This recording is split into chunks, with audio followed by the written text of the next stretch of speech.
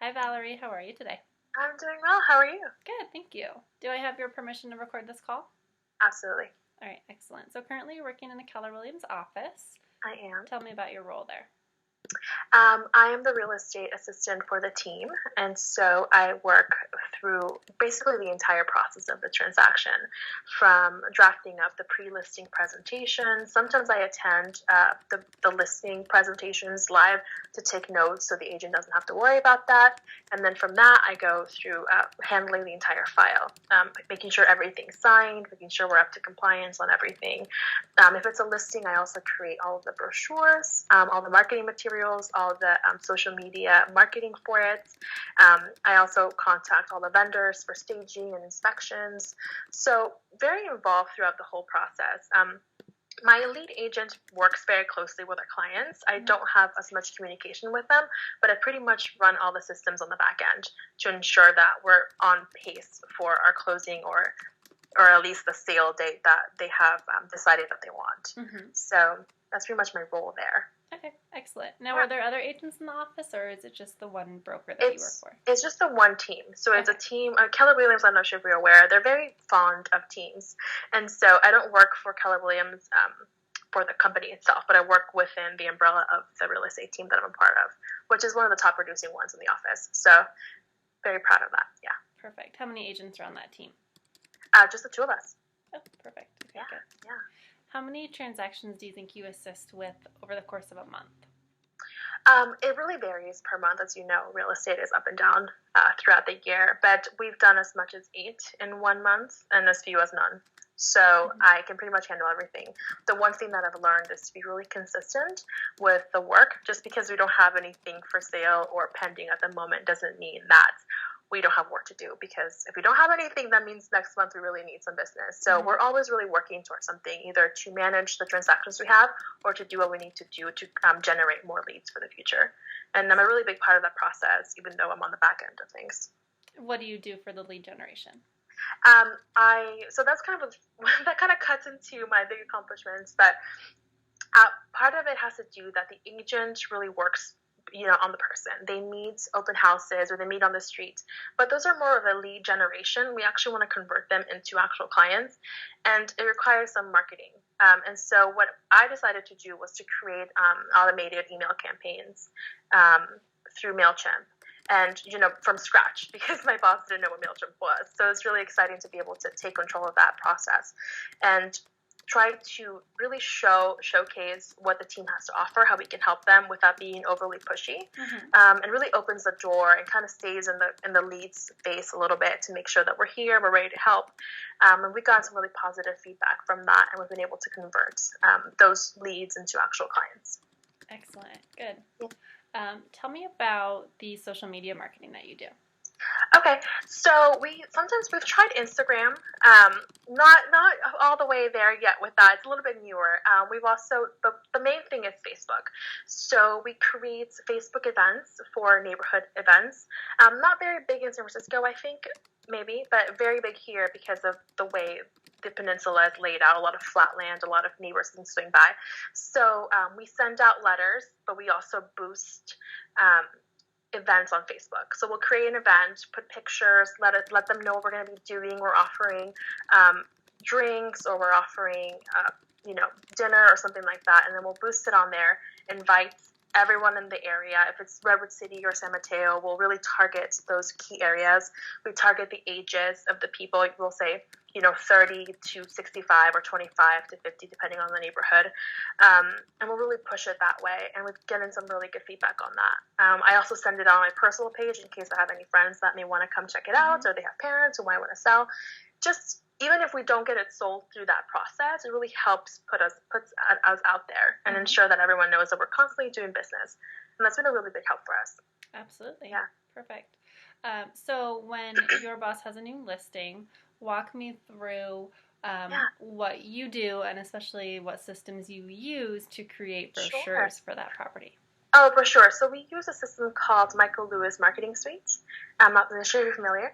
So their templates are already there, essentially. So I'm kind of looking at the pictures if we're there. I've probably been to the property to take notes with the agent, so I've seen it.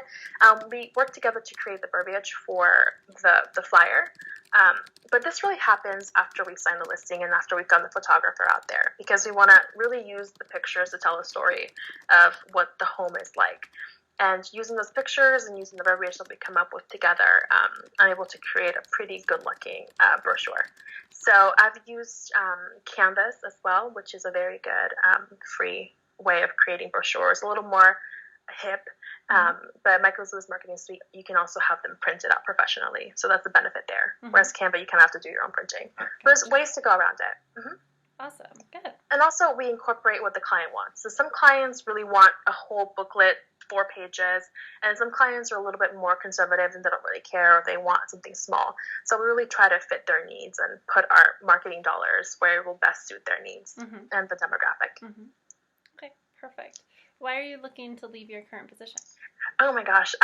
It's mostly personal. I really like the real estate industry and I'm hoping not to leave it, but I wanted to work in the city for a long time. I went to middle school there. It was the first place I lived in when I moved to this country and when I was younger.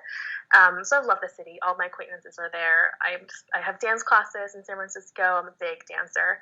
So it would be so much easier for me as a person to just work in San Francisco, do all my activities there, and not have to go back and forth all the time. Perfect.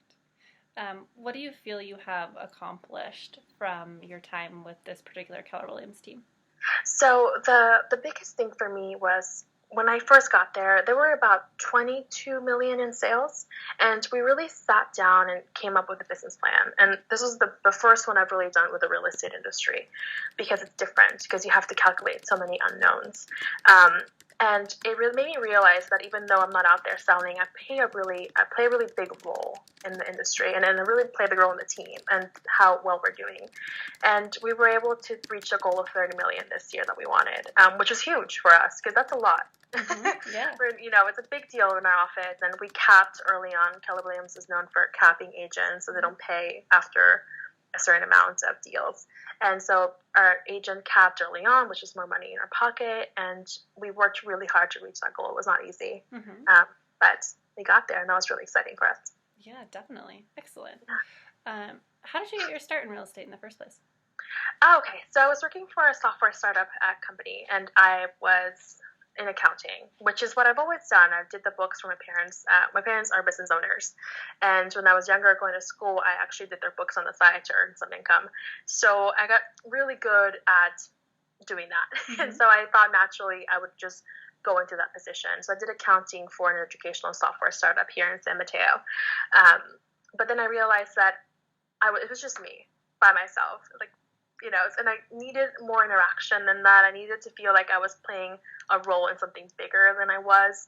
I wasn't too excited about that. And then I knew a coworker that had a family member that we were really close, and he worked in Intero in San Mateo, and he thought I'd be a good fit there to at least get a taste of the industry. And I thought, I was 23 at the time, and I was young enough to make a switch and even go down a little bit in pay to try out a new industry, and it worked out really well for me. Perfect. Yeah. What were your duties with Intero? So Intero, I was more of the office administrator there. It was kind of a skeleton crew. It was just 3 people there for an office of about 100 agents on the roster. That includes the broker of record there, or the broker manager. So I had to wear a lot of hats at Intero, from making coffee to greeting clients, greeting visitors, onboarding. I onboarded all the new agents.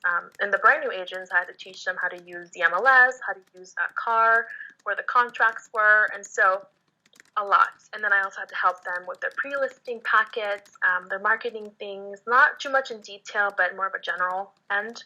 I also put together all of the presentations for our meetings, all the PowerPoint presentations for that.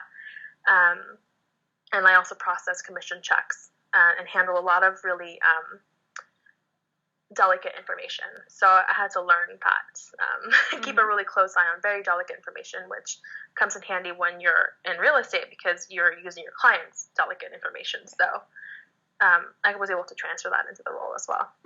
Okay, good. Yeah. Now, are you licensed yourself? I am, yes. Okay, perfect. So where do you foresee yourself going in this industry? You have your license. Yeah, but I didn't get my license for sales purposes. Mm-hmm. I got it because as a team of two, when my agent had to leave or go visit their kid in another state, the business just stopped. And even though it was not a common occurrence, it hurt our business. So I think getting a license really helped me be able to do some stuff on the weekends, like either hold an open house occasionally or do showings for our clients, and they were comfortable with that as well. So it was mostly for that purpose. I don't plan on utilizing my license for sales, but I do plan on moving on more of an operations managerial level within the real estate industry. Mm-hmm. I think that's what I really like about real estate is it's such a broad industry that really covers a lot that if this team can grow and I can grow with it, I would be very happy about that. But if not, I feel like I have enough skills to be able to transfer it to other parts of the industry. Mm-hmm. Excellent. Good. Yeah. So what was it specifically about this position with John that really interested you?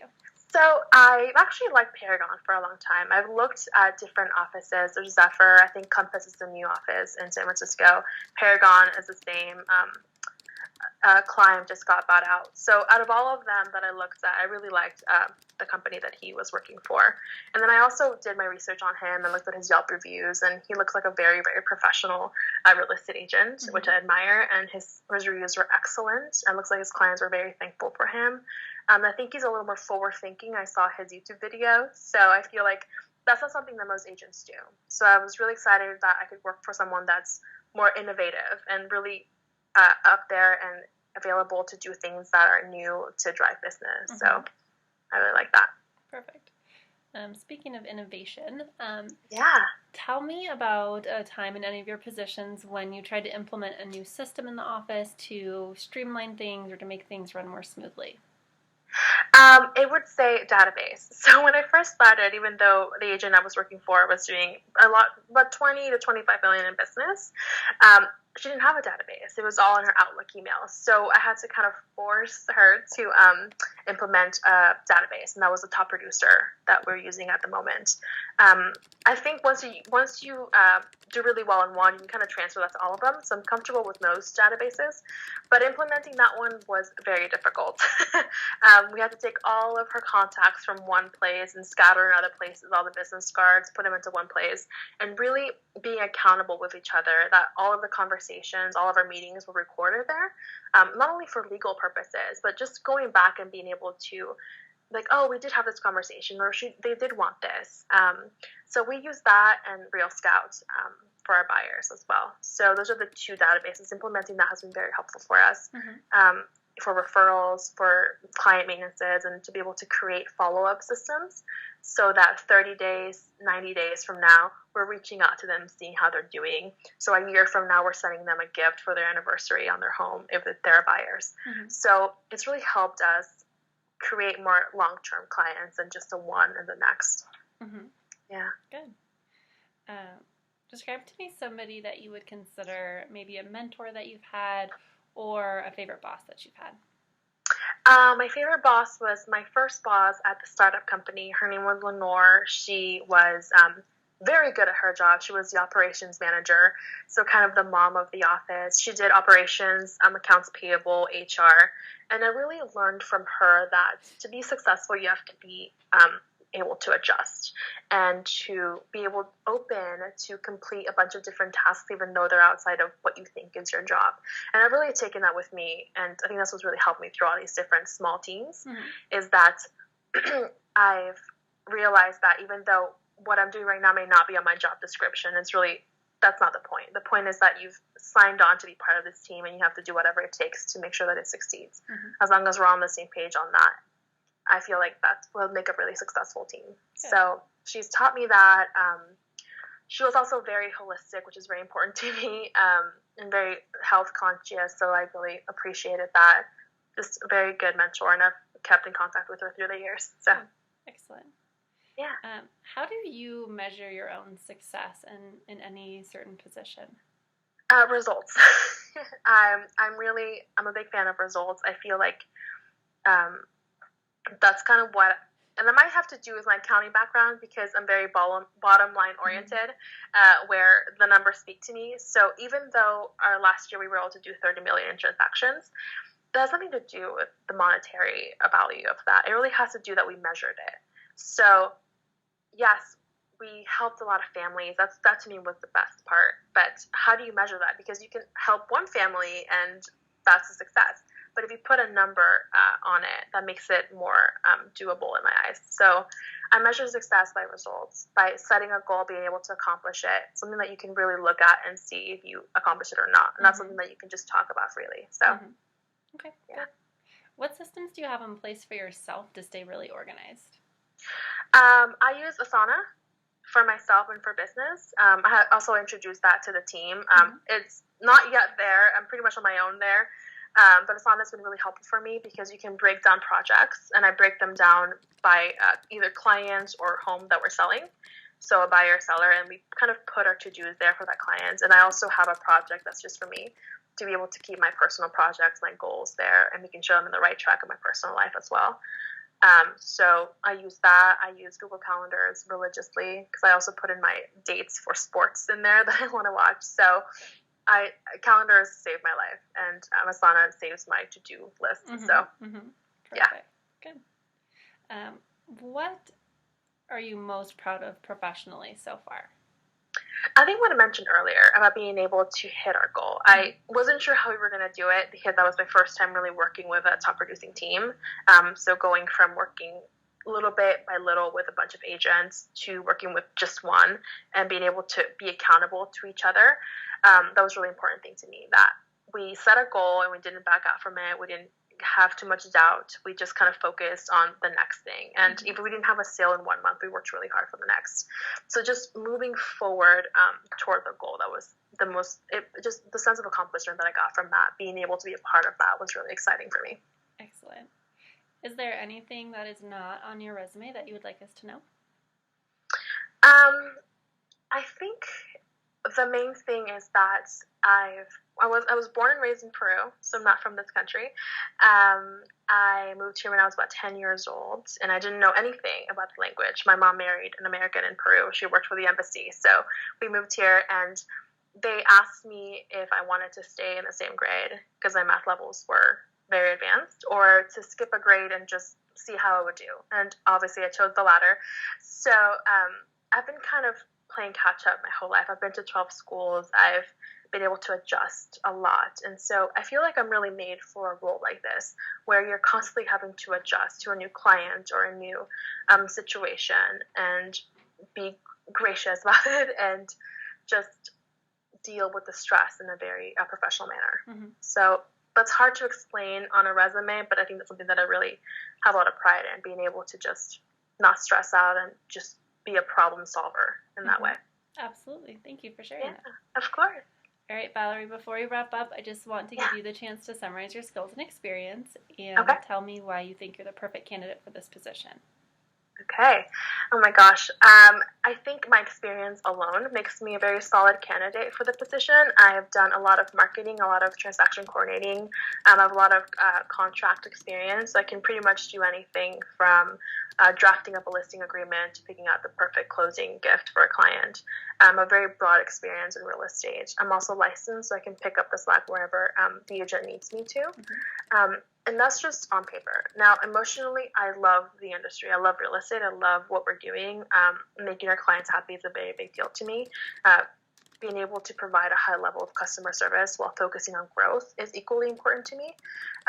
So my personality is a really good fit for this role. And my emotional stability is also a good fit for this role. So I have a lot of strengths that really makes sense for a role like this in a small team that's focused on growth and clients and customer service. Excellent. Thank you, Valerie. Great.